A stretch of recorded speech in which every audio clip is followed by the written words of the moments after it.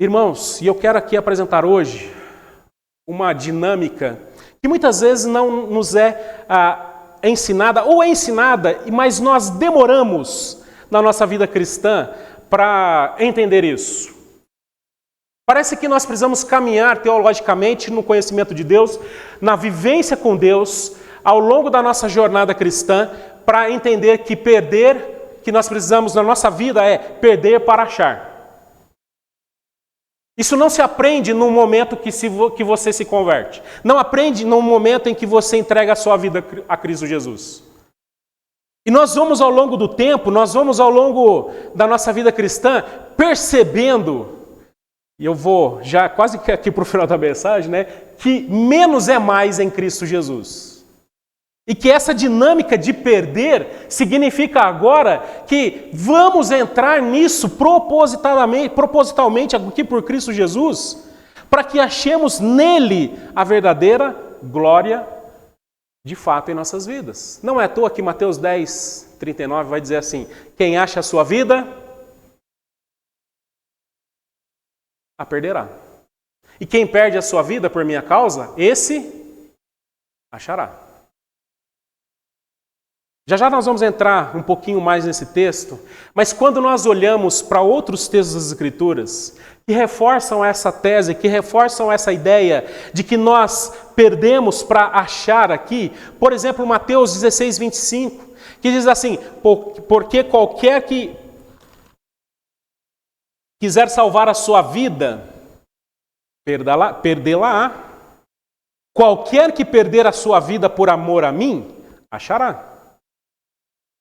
Este versículo ele é proferido num contexto de discipulado, de renúncia e assim por diante. Nós vamos, por exemplo, ver em Marcos capítulo 8, versículo 35, porque qualquer que quiser salvar a sua vida, perdê-la-á, mas qualquer que perder a sua vida por amor de mim e do Evangelho, salvará. Lucas ainda, capítulo 9, versículo 24, parece que todos os evangelistas aqui, os discípulos aqui repetem a mesma coisa. Porque qualquer que quiser salvar a sua vida, perdê-la-á, mas qualquer que perder a sua vida por amor de mim, a salvará. E João? Quem ama a sua vida, perdê-la-á. E quem neste mundo odeia a sua vida, guarda-la-á para a vida eterna. João, inclusive, utiliza uma outra linguagem de amor e ódio. E aí, quando você vai para Paulo, por exemplo, ele vai dizer aos Coríntios a seguinte coisa, 2 Coríntios capítulo 1, versículos de 4 a 6. É ele que nos consola em toda a tribulação, para que pela consolação que nós mesmos recebemos de Deus, possamos consolar os que estiverem em qualquer espécie de tribulação. Porque assim como transbordam sobre nós os sofrimentos de Cristo, assim também por meio de Cristo transborda o nosso consolo. Se somos atribulados, é para o consolo e salvação de vocês. E se somos consolados, é também para o consolo de vocês. Esse consolo se torna eficaz na medida em que vocês suportam com paciência os mesmos sofrimentos que nós também suportamos. Quando nós olhamos para Paulo, vemos aqui o mesmo discurso descrito em Jesus por todos os evangelhos. Entenda aqui que as tribulações, justamente aqui, têm um objetivo. Algo que se relaciona à consolação. E aqui, irmãos, por exemplo, você quer experimentar o consolo de Deus? Como é que você experimenta o consolo do Senhor? Estando alegre, feliz. É assim que funciona? Nós vamos experimentar uma parte de Deus que muitas vezes nos é desconhecida, passando às vezes por grandes tribulações. E às vezes Deus permite coisas em nossas vidas para experimentar dele coisas que nós nunca pensamos ou vivemos. Paulo vai dizer isso. E aí nós achamos que estamos perdendo, nós achamos que estamos desgastando a nossa vida, mas ao mesmo tempo estamos ganhando com tudo isso. Claro, porque naquela tribulação ali eu não quero viver. E eu não acho que você deva querer viver tribulação. Eu não estou pregando isso. Eu não estou falando agora para você fazer orações e dizer agora, Deus, me dá mais tribulação, porque a minha vida está muito fácil. Deus, manda mais tribulação, porque está tudo bem comigo. Eu quero um pouco de tribulação. Não é isso. Mas fato é que coisas ruins, que inclusive vêm da parte de Deus. Você assusta isso quando eu falo isso para você ou não? Que coisas ruins vêm da parte de Deus? Leia Jó. Ou você acha que foi Satanás que perturbou Jó? Claro, foi ele na permissão de Deus. Nós nos esquecemos aqui que essas tribulações, como Paulo está dizendo, somam a nossa vida para algo que naquele momento estamos achando que estamos perdendo. E de fato é algo doloroso, é um sofrimento terrível. Mas isso transborda em consolo, isso transborda, superabunda aqui em coisas grandiosas diante de tribulação na minha vida e na vida de outras pessoas e do próprio Deus. Não é à toa que Paulo vai descrever em 2 Coríntios, capítulo 4, versículos de 7 a 12, que Deus escolhe aquilo que, ao nosso ver, não deveria escolher para guardar a palavra de Deus, para guardar a preciosidade de Deus. Quando Deus coloca pessoas frágeis, pessoas fracas, pessoas que são limitadas para guardar a palavra de Deus e transmitir essa palavra, ele diz assim, temos, porém, este tesouro em vaso de barro. Ele está falando da palavra de Deus. Para que se veja a excelência do poder que provém de Deus. Não de nós. Em tudo somos atribulados, porém não angustiados. Ficamos perplexos, porém não desanimamos. Somos perseguidos, porém não abandonados. Somos derrubados, porém não destruídos. Levamos sempre o nosso corpo o morrer de Jesus, para que também a vida dele se manifeste em nosso corpo. Porque nós que vivemos, somos sempre entregues à morte por causa de Jesus, para que também a vida de Jesus se manifeste em nossa carne mortal, de modo que em nós opera a morte e em vocês a vida, porque tudo isso é para o bem de vocês, para que a graça, multiplicando-se, torne abundante em ações de graças, por meio de muitos, para a glória de Deus. É interessante que, se você olhar aqui, Paulo continua com o mesmo discurso do Senhor Jesus nos evangelhos. Tribulações, se existe alguém que sofreu nas Escrituras, essa pessoa é Paulo. Esse homem foi experimentado na dor. Esse homem sofreu muito. Mas ele vai ter um entendimento da dor e do sofrimento de algo que está perdendo, algo que simplesmente vai desfalecendo o corpo, algo que vai desanimando, como às vezes, como ele próprio coloca aqui, com angústias, com desânimo, com quase que são destruídos, mas simplesmente ele vai olhar para tudo isso e vai dizer assim, mas lá no fim tem um ganho. Mas lá no fim, essa morte que carregamos de Cristo Senhor Jesus em nossas vidas, é para a vida. Essa dinâmica apresentada nas Escrituras é algo bastante interessante e difícil da gente entender. Por isso eu disse aqui, irmãos, que isso não se entende da noite para o dia. Porque o próprio Paulo, em Filipenses capítulo 1, versículos de 21 a 26, uma carta linda, uma carta de alegria, uma carta de satisfação, é uma das cartas mais pessoais de Paulo, uma carta fantástica, que fala de alegria. Ele vai dizer assim, porque para mim o viver é Cristo, e o morrer é lucro. Esse texto, só essa frase aqui, dificilmente seria vivida ou pregada talvez nos dias de hoje, porque você fala assim, mas como é que é esse negócio de morrer é lucro? Você quer morrer? Ninguém quer morrer. Nem estou desejando que você queira morrer. E nem Paulo está desejando que você queira morrer. Mas Paulo, ao longo da sua vida, teve esse entendimento. Que tanto morte como vida, se estão centradas em Cristo Jesus, isso redunda em glória para ele. Tanto faz para Paulo agora morrer ou viver. Porque a vida dele está condicionada numa vida de tamanha entrega, de simplesmente se desgastar pelas coisas de Deus, pela vida em Deus, que ele entende, se Deus quer que eu esteja aqui, ele tem um propósito. Agora, se não tem mais esse tempo meu aqui, que bom, morrer é lucro, eu vou para o céu. E ele diz aqui, entretanto, se eu continuar vivendo, poderei ainda fazer algum trabalho frutífero. Assim não sei se devo escolher, estou cercado por os dois lados, tendo o desejo de partir e estar com Cristo, e o que é incomparavelmente melhor, mas por causa de vocês, e mais necessário que eu continue a viver. E convencido disso, estou certo de que ficarei e permanecerei com todos vocês, para que progridam e tenham alegria na fé.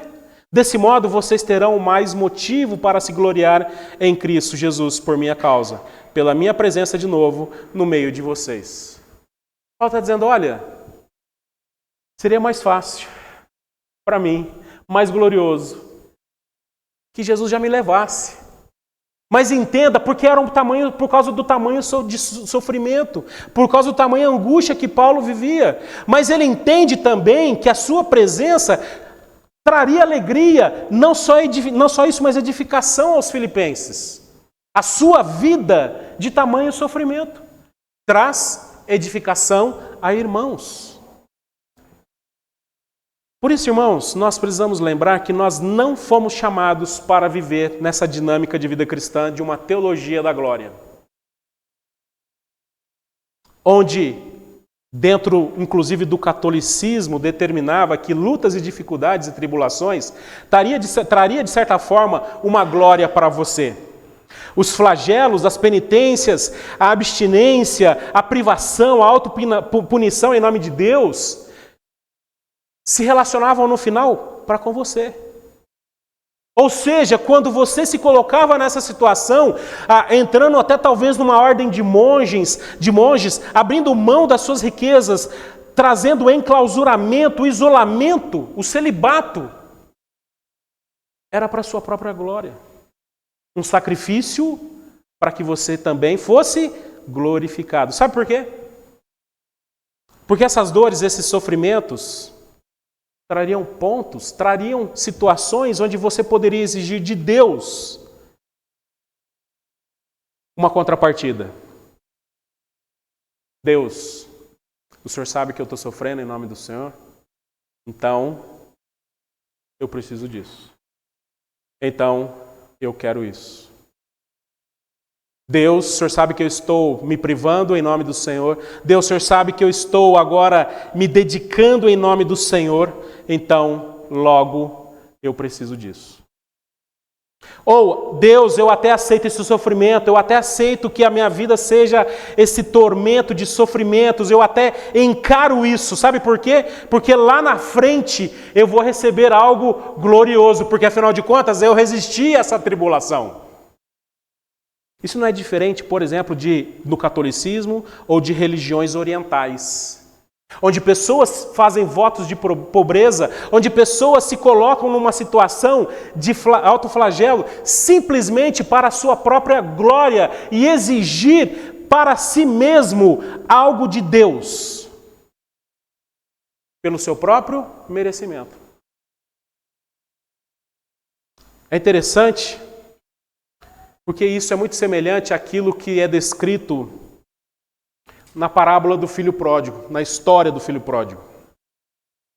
Onde nós temos ali o filho mais velho, ou o filho que ficou com o pai, reclamando com o pai, pelo pai ter recebido de volta o seu irmão. E ele vai dizer assim: o filho mais velho se indignou e não queria entrar, porque o pai convidou para festejar, porque o seu filho voltou. Saindo, porém, o pai procurava convencê-lo a entrar, mas ele respondeu ao seu pai: faz tantos anos que sirvo o Senhor e nunca transgredi um mandamento seu, mas o Senhor nunca me deu um cabrito sequer para fazer uma festa com os meus amigos. Mas quando veio esse seu filho que sumiu com os bens do Senhor, gastando tudo com prostitutas, o Senhor mandou matar um bezerro gordo para ele. Então o pai respondeu: meu filho, você está sempre comigo. Tudo o que eu tenho é seu. Mas era preciso festejar e alegrar-se, porque este seu irmão estava morto e reviveu, estava perdido e foi achado. E o texto descreve que esse filho não entra na festa para receber o seu irmão que estava perdido. Mas descreve que esse filho reclama e agora exige do pai o reconhecimento pelos seus anos de sacrifício ao lado dele. Ele reclama, ele diz, eu exijo do Senhor, está vendo? O Senhor nunca me deu um cabrito aqui, sequer. Mas agora vem esse pecador e o Senhor agora o perdoa, faz um churrascão para ele. E esse filho agora entende que o seu mérito é algo dele glorioso, de tal forma que exige do pai uma recompensa. E existe isso na dinâmica de vida de pessoas que exaltam o seu próprio sofrimento, exaltam a sua própria situação de forma gloriosa, para que de alguma forma possa barganhar algo com Deus. Eu conheci uma vizinha, tinha uma vizinha da minha mãe,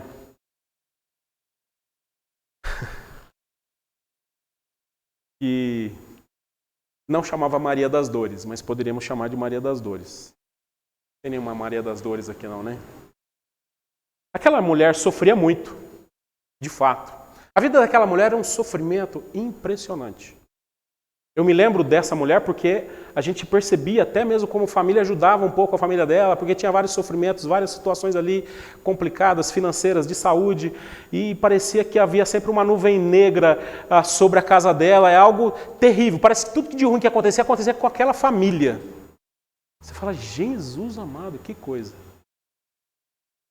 Mas o que mais me chamava a atenção, porque essa mulher até frequentava lá a nossa casa, e o que mais me chamava a atenção, e eu lembro das conversas que ela tinha com a minha mãe e com alguns dos nossos familiares lá, era o quanto ela se orgulhava do sofrimento.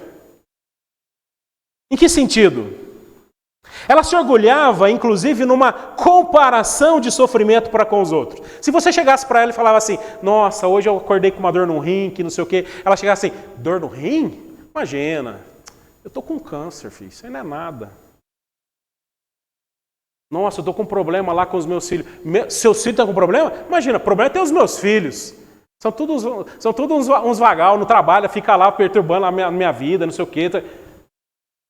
Nossa, eu estou com uma dor de cabeça. Dor de cabeça? Não. Dor de cabeça tenho eu, você não tem nada. E o discurso dessa mulher sempre era envolto disso. Não havia um momento em que nós não conversávamos que ela exaltava o seu sofrimento. Você já viu a conversa de de mulheres grávidas? Ou mulheres que tiveram o seu filho, que acabaram de ter o seu filho? Ter o parto é algo muito difícil. Precisamos reconhecer aqui, os homens precisam reconhecer isso. Que homem não nasceu para ficar grávido. Você imagina só ter aquele corpo estranho dentro da sua barriga. Só mulher para entender isso. O pastor vai mexer no vespeiro agora, hein? É impressionante. E a mulher tem um filho, e aí elas sentam com outras mulheres que teve um filho, que teve um parto, e aí muitas vezes você vê um tipo de conversa assim, nossa, mas como foi o seu parto? Meu parto foi dolorido. Nossa, mas quanta dor. Esse menino não queria nascer. Parecia filho de burro que fica querendo nascer 12 meses. No 12 meses. Fica 12 meses na barriga? Não lembro agora. Não lembro quantos meses está na barriga. Não nasce. Elefante, não queria nascer. E quando nasceu, que dor, que não sei o quê. Meu Deus do céu, quase morri para parir essa criança. Aí a outra fala assim, dor? Dor sentiu eu. Eu que senti dor. Porque o meu filho... Imagina, fiquei 5 dias lá no trabalho de parto. E o médico via, e essa criatura não nascia. 5 dias? Dor? Dor sentiu eu, porque tinha 2 na minha barriga. Eu senti dose dupla de dor. 2? Você sentiu 2? Eu tinha quíntuplo.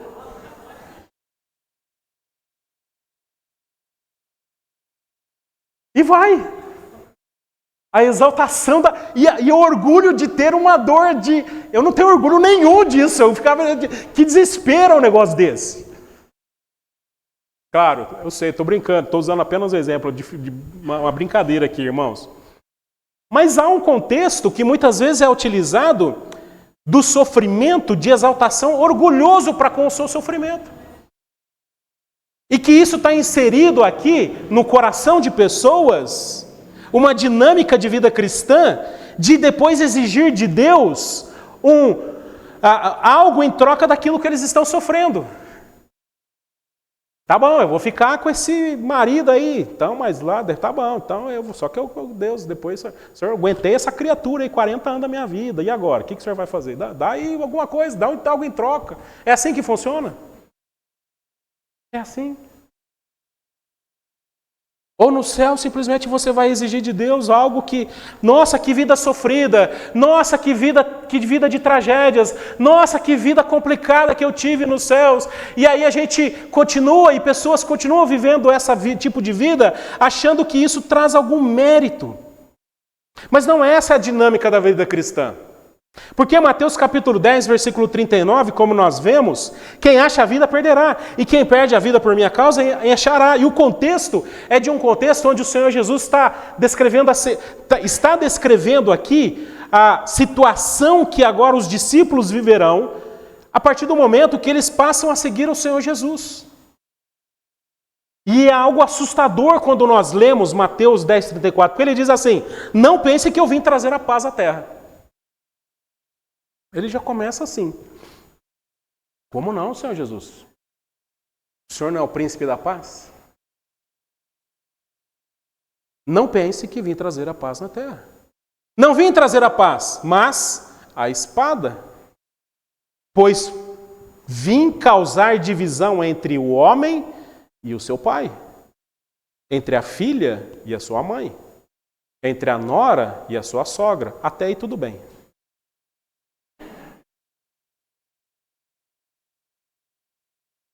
Assim os inimigos de uma pessoa serão os da própria casa. Quem ama o seu pai ou a sua mãe mais do que a mim, não é digno de mim. Quem ama o seu filho ou a sua filha mais do que a mim, não é digno de mim. E quem não toma a sua cruz e vem após mim, não é digno de mim. E aí ele encerra dizendo assim: quem acha a sua vida, a perderá. E quem perde a sua vida por minha causa, a achará. Quando nós lemos isso que o Senhor Jesus está dizendo, é algo assustador. Porque ele já começa descrevendo que a própria convivência com ele, a própria caminhada com ele, não será uma caminhada de paz em relação àquilo que nós vivemos já no ciclo mais próximo da nossa vida, que é a família. Não achem que agora todos aceitarão que você caminhe comigo. Não ache que a sua família aceitará a sua fé. Não achem que você, ao tomar a decisão de caminhar comigo, achará apoio para com a sua família. E isso vai ser um inferno. Isso não trará paz. E ele coloca aqui esse contexto familiar entre o homem e seu pai, a filha e a sua mãe, a nora e a sua sogra. E ele descreve claramente que muitos inimigos serão a sua própria casa, onde de fato houveram casos e pessoas ao longo da história da igreja que os próprios parentes denunciaram seus membros, os seus parentes, a autoridades e a perseguição por causa de Cristo Jesus. Filhos foram deserdados pelos pais porque seguiram a Cristo Jesus. Mulheres foram abandonadas pelos seus maridos, como nós vamos ver em Coríntios, e Paulo dando essa orientação, porque decidiram seguir a Cristo Jesus. Pessoas perderam sua profissão, o seu trabalho, o seu emprego, porque decidiram seguir Cristo Jesus. Pessoas foram canceladas lá na internet da época, se tivesse internet, porque decidiram agora seguir Jesus. Pessoas perderam o contrato de trabalho porque decidiram seguir Jesus. Nós vemos um pouquinho, se você assistiu The Chosen lá, você vê um pouquinho na história do Mateus lá. O grande problema que ele enfrenta lá. Porque agora o Senhor Jesus vai dizer que, inclusive, que se você colocar o seu coração nessas coisas, e aqui, irmãos, Jesus não está falando que você, filho, não deve amar o seu pai, tá bom? Ele não está falando, pai, que você não deve amar o seu filho. Mas esse amor precisa estar debaixo de algo maior, que é o seu amor para com Deus. Porque se você colocar esse amor acima do próprio Deus, você não é digno de Cristo Jesus. E com isso o Senhor Jesus está afirmando, você vai perder a sua vida. Você vai perder os seus familiares. Você vai perder agora pessoas que você ama. Você não será mais chamado para aquele churrasco de domingo. As pessoas farão viagens e não vão te convidar mais. As pessoas não vão lembrar de você. As pessoas não vão curtir mais as suas fotos na internet. As pessoas simplesmente vão te abandonar. Eu me lembro quando eu estava no seminário, um aluno chegou do Marrocos para estudar no seminário, numa situação extremamente complicada, principalmente relacionada às autoridades e às leis, porque o pai desse rapaz, ao saber que o seu filho havia se convertido, denunciou esse rapaz às autoridades no Marrocos e ele estava sendo procurado para ser preso no Marrocos pela denúncia do seu próprio pai. E havia um problema de, inclusive, deportação, a possibilidade de deportação do Brasil para o Marrocos. Porque agora inventaram um monte de acusação, mas na realidade a acusação era de que esse rapaz havia se convertido ao cristianismo. E não é diferente daquilo que tantos passam nos nossos dias. Não é diferente daquilo que tantas pessoas que passam a seguir a Cristo Jesus enfrentam. Você, por exemplo, no seu trabalho como crente, você pode chegar lá e muitas vezes falar daquilo que você crê. As professoras aqui podem falar daquilo que você crê? Ah, não, você vai falar. Aqui não mexe com religião, aqui não. Mas tem um monte de coisa bobagem, papagaiada falando lá. Mas se você falar de Deus, não pode. Não pode. Você agora, por seguir a Cristo Jesus, vai ser privado, inclusive, de situações financeiras e econômicas. Porque agora, se você não estiver no esquema, não, então não dá para você estar no esquema. Se você não está no esquema, então a gente não faz negócio. Você dá nota? Você dá para dar uma escondida aí? Você pode tirar esse negócio para a gente declarar diferente no imposto de renda? Não, eu sou crente, vamos declarar tudo, vou emitir nota, vou pagar os impostos. Mas imposto é por Lula, não tem problema, é isso mesmo.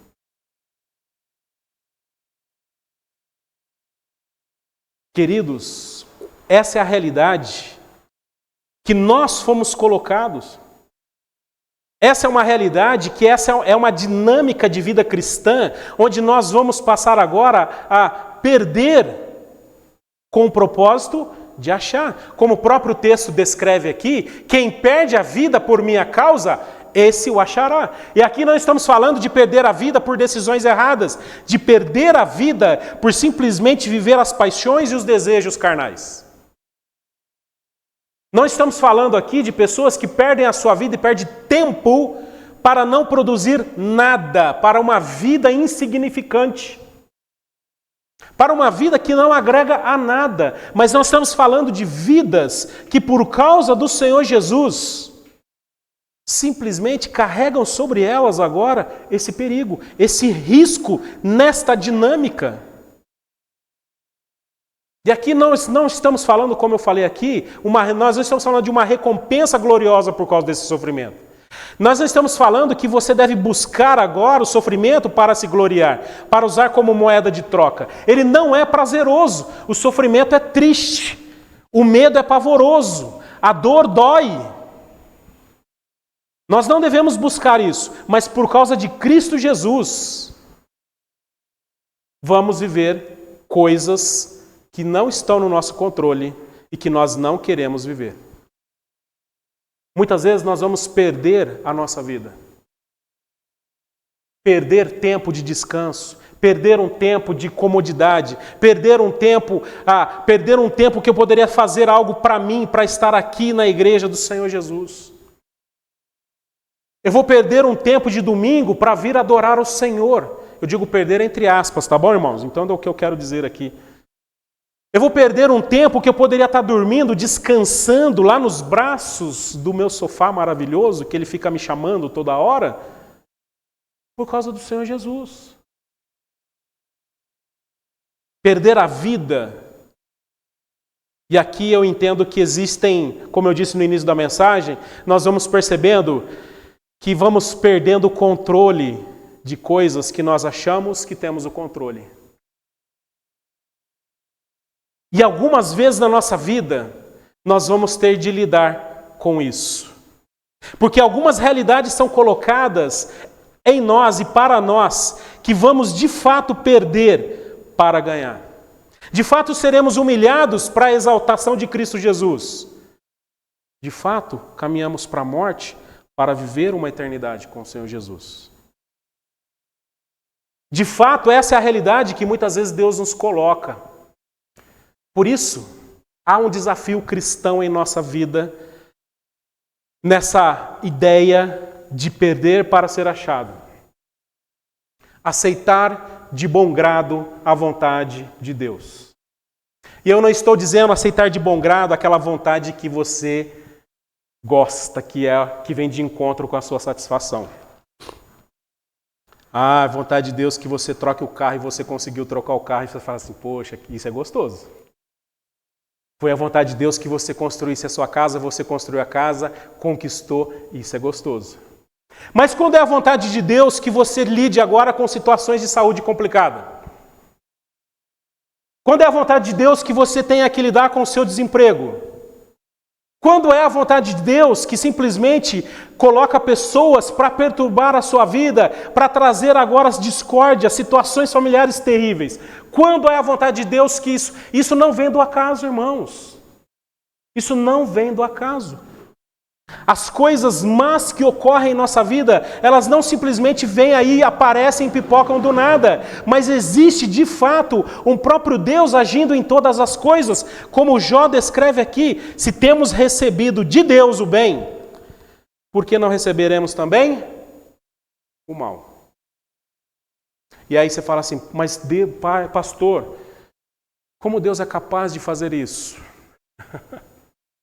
É difícil para mim entender também, tá bom?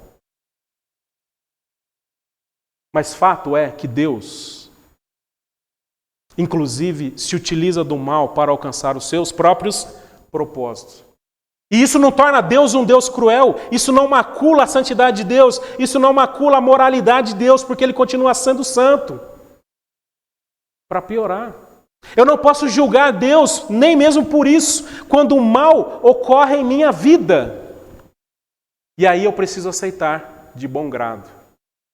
Se temos recebido o bem de Deus, por que também não receberíamos o mal?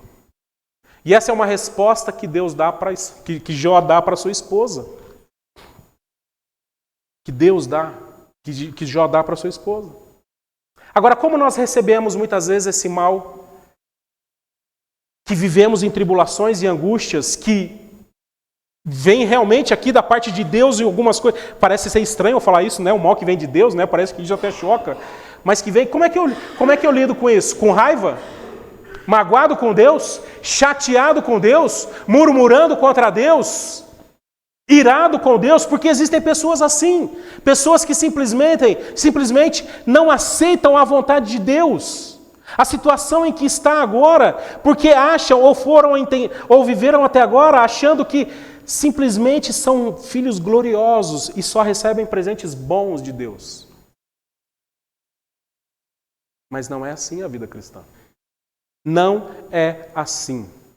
Existem várias situações em nossas vidas que você não peca, que você não faz nada de errado, que você não tem nenhum pecado, que você continua sendo fiel a Deus, você continua buscando o Senhor, mas vem uma enxurrada de tribulação, uma atrás da outra, assim. Aí você fala assim, o que eu fiz de errado? Essa é a pergunta certa?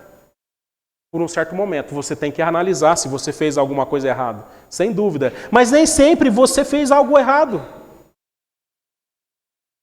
Nem sempre. E aí cabe a mim, humildemente, aceitar de bom grado a vontade de Deus. Sabe por quê, irmãos? E eu tô raspando um pouquinho assim, sabe, para entender um pouco isso. Conforme você vai vivendo a vida cristã, tenho percebido que cada vez mais, nessa dinâmica de perder para achar, é algo proposital da parte de Deus que a gente perca todos os dias para sermos achados nele quando vier o grande dia. Eu gosto muito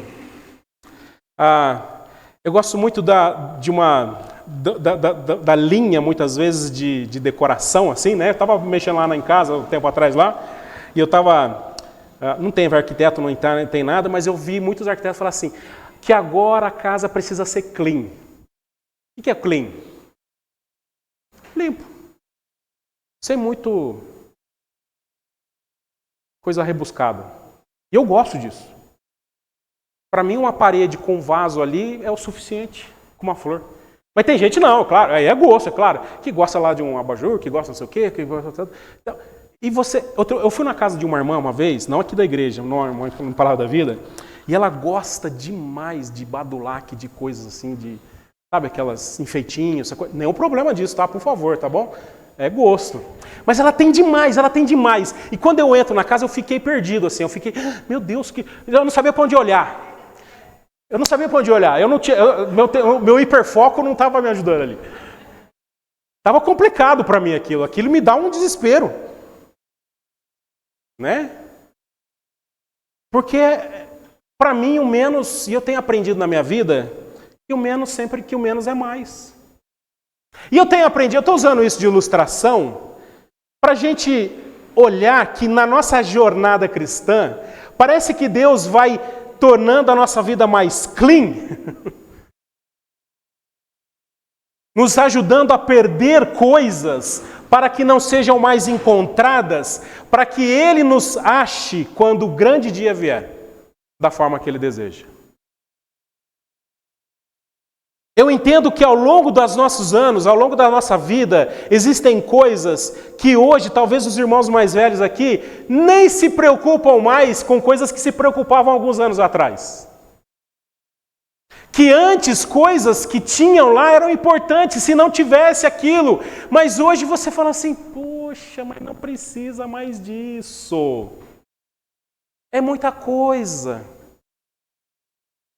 E assim é a nossa vida. Onde Deus simplesmente vai tirando, até que nós nos encontremos com o Senhor Jesus e nós não podemos levar nenhuma lembrancinha daqui. Como é que você chega diante de Cristo? Com os seus badulaques? Com as suas coisas que você tanto ama? Com o seu dinheiro? Que você tanto trabalhou? Você chega diante do Senhor Jesus com os seus filhos? É interessante, porque os filhos vão sendo tirados aos poucos da nossa vida, entre aspas, aqui. Alguns pais já nem vai dormir hoje à noite. Porque alguns pais hoje não têm mais preocupações que tinham anteriormente. Certo? Certo ou não? Alguns pais aqui na igreja já não têm mais as preocupações que alguns irmãos aqui, por exemplo, o Wanderson, o Sheldon, os irmãos que têm criança pequena aqui, têm. Você vai preocupar se ele vai atravessar a rua direito ou não? Você preocupa com isso? Você preocupa, Fábio, se suas filhas estão... Não. Foi indo embora. Está indo embora. E na carreira? Antes, nossa, se eu não tiver essa promoção, eu vou morrer. Olha, se eu não tiver isso, eu vou morrer. E aí você vai passando o tempo, você vai falando assim, poxa, deixa eu ir lá trabalhar lá no almoxerifado, que pelo menos tem menos dor de cabeça. Deixa eu trabalhar lá de office boy, que pelo menos eu só vou lá, passo, eu não tenho dor de cabeça. Mas antes isso para mim era algo, era algo que mexia com o meu coração. E eu entendo que essa é a dinâmica da vida, onde aos poucos nós vamos sendo retirados deste mundo, perdendo as coisas deste mundo para que possamos assim ser achados no grande dia do Senhor da forma que Ele deseja. Se você ouvisse de Jesus amanhã e falasse assim, você tem apenas mais 8 horas do seu dia porque eu estou te buscando às 18 horas. O que você faria?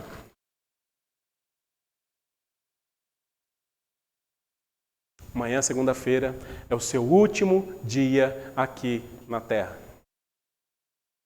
Porque às 18 horas eu venho te buscar.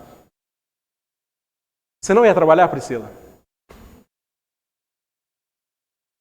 Você não ia vender nada. Eu ia sair, gastar, comer um monte de coisa. Eu não tô, né? Eu vou, né? Eu ia visitar uns amigos. Eu ia... Todos nós pensamos alguma coisa assim.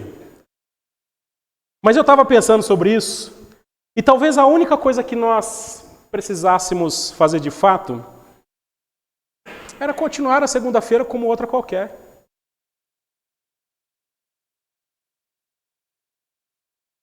Porque se você falar para sua esposa que você está indo embora, você vai criar um grande problema nessa segunda-feira. Se você falar para os seus amigos, vai ser um tormento para eles na segunda-feira. Talvez você agradecesse um ao outro. Talvez você mandasse um WhatsApp dizendo obrigado para algumas pessoas sem ele saber que você está indo embora.